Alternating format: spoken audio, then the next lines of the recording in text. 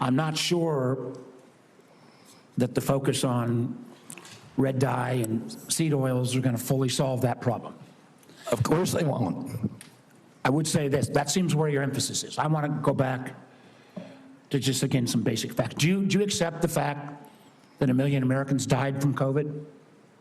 I don't know how many died. You're the Secretary of Health and Human Services.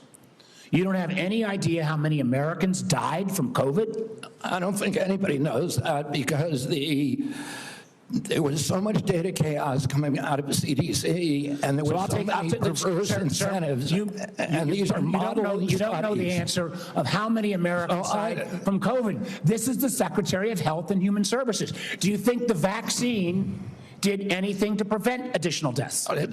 Again, I would like to see the data and talk about the data. You have had this job for 8 months, and you don't know the data about whether the vaccine saved lives? That's the problem, is that they didn't have the data. The data by the Biden administration absolutely dismal. So who is politicizing? You're saying the Biden administration politicized all the data? Go back to what Senator Cantwell just said. Fired Dr. Go to the Trump Surgeon General. They fired Dr. Krauss. They fired all the people who questioned the orthodoxy. They fired Dr. Gruber, Dr. Krauss. So, Mr. Chairman, the Secretary of Health and Human Services doesn't know how many Americans died from COVID.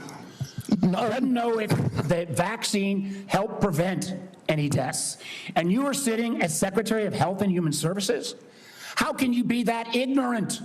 Like, you know, I remember when we went through the hearing with you, I asked you about community health centers. You didn't know what role they play. I've been visiting community. I'm glad you got to one. I think in April. I tell you what I hear on community health centers, they are terrified